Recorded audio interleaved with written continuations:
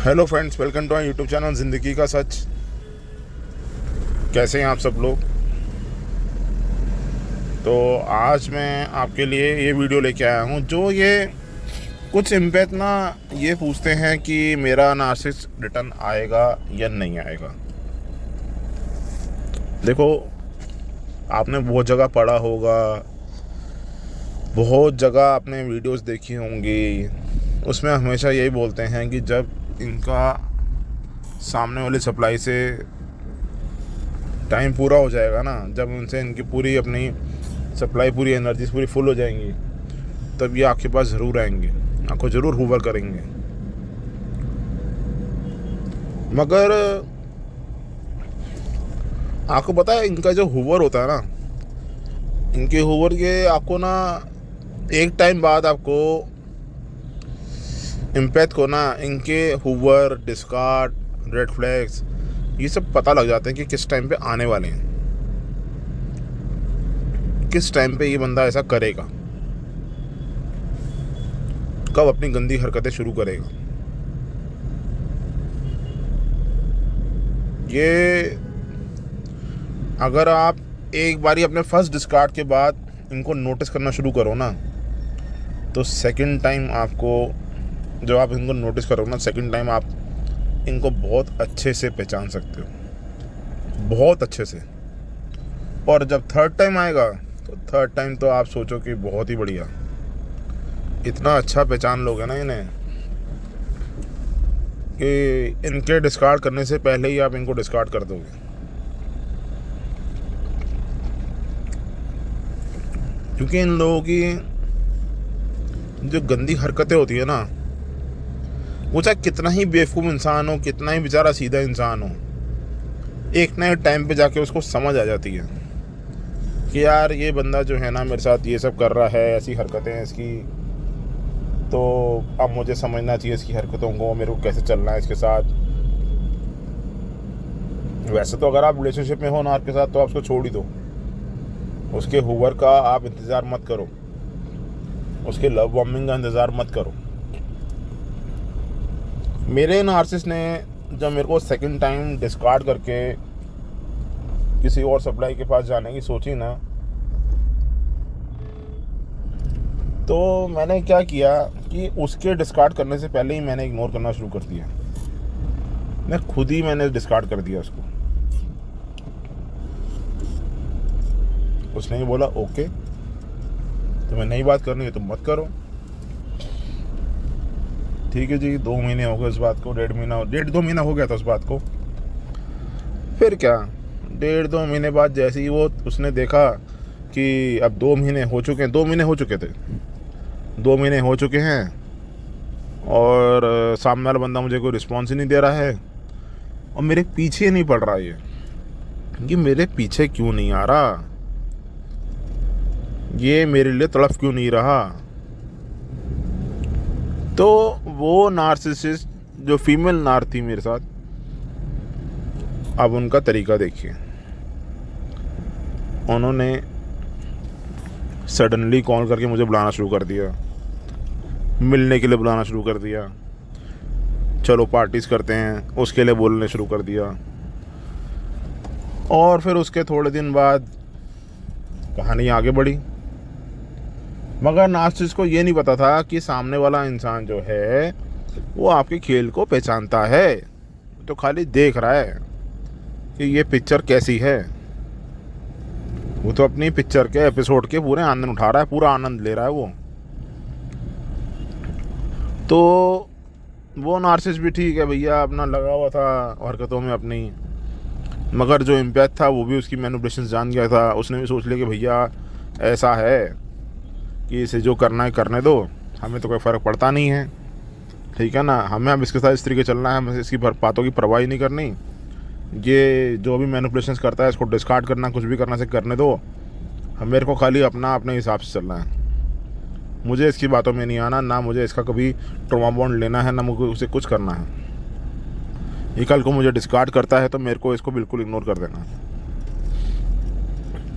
तो जब उस एम्पैथ ने उसको डिस्कार्ड करना शुरू करा था, तो उसकी नार्सिसिस्ट की जो दूसरी सप्लाई थी वो भी उसे कहीं फेल होती नज़र आ रही थी, क्योंकि वो नार्सिस जो था वो अपनी ओल्ड सप्लाई के पास गया था, ओल्ड सप्लाई के पास। तो वो जो ओल्ड सप्लाई थी वो भी उसकी बातों को पहचानता था, हरकतों को पहचानता था कि भैया ये मेरे पास आई है आज इतने सालों बाद, तो कोई ना कोई तो चक्कर है इस औरत का, कोई ना कोई तो वजह है, कोई ना कोई वजह से तो मेरे को आई है ख़त्म करने के लिए। और वो गई उसको एक्सपोज करनी थी। एक्सपोज नार्सिस लोग भी हरकतें करते हैं, उसको तबाह करने गई थी, वो डिस्ट्रॉय करने गई थी। मगर वो जो सप्लाई थी, जो उसकी ओल्ड सप्लाई थी, वो बहुत समझदार थी। उसने इसकी मैनिपुलेशंस को जान लिया और इसको मैनिपुलेट करना शुरू कर दिया। तो नार्सिस को ये लगा कि मेरी जो ओल्ड सप्लाई है वो कहीं ना कहीं मुझे फेल है लगती है, वो मेरे साथ नहीं आने वाला। तो जो मुर्गा बाग में छोड़ा हुआ था वो था मैं। अब मेरे जैसा मुर्गे को दाना कौन डाले,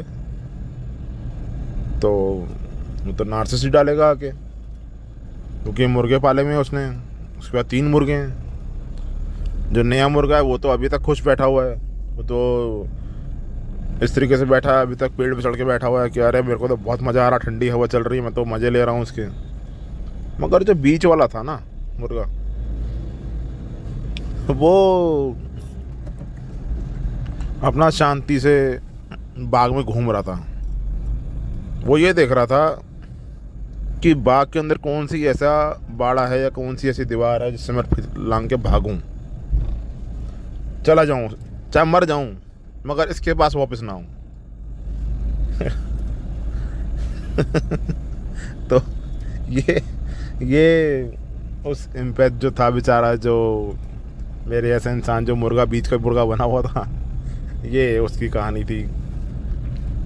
तो नार्सिस ने क्या करा, जब उसकी मेरे से पहले वाली जो ओल्ड वाले भाई साहब थे, जो हमारा पुराना मुर्गा था, जो बहुत बड़ी उम्र का होता जा रहा था, उम्र होगी ना, ये तो उल्टा हो गया ना भैया, जो पुराना मुर्गा था वो तो बड़ी उम्र का हो गया, तो वो बड़ी उम्र का था।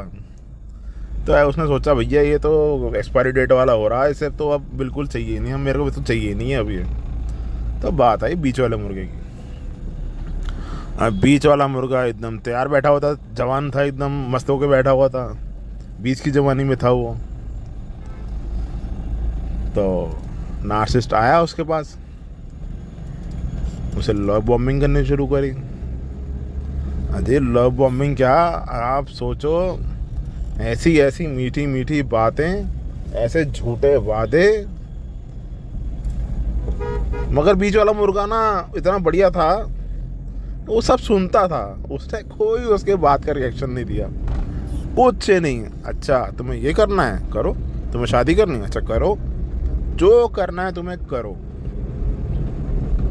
जिस दिन मुझे ये दीवार टूटी मिल गई या मैं फांदने लायक हो गया, तो मैं फांद के भागूंगा यहाँ से, और ऐसा भागूंगा कि तुम मुड़ के मुझे पकड़ भी नहीं पाओगे। उसने अपने मन ही मन सोचा ये बात को।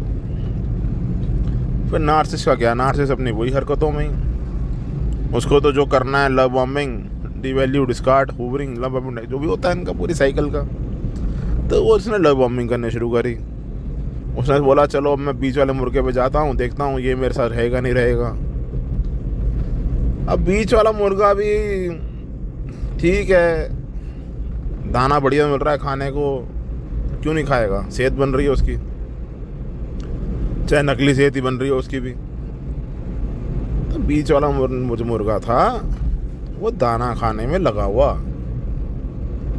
अब ये कहानी जो है, ये एपिसोड जो है, आपको आगे चल के पता लगेगा कि दाना खाते खाते बीच वाला मुर्गा कहाँ जा रहा है। तो ये जो भी मैंने वीडियो बताई है, इसका पार्ट 1 बनाया मैंने, अभी पार्ट 2 भी आएगा कि आगे क्या होने वाला है।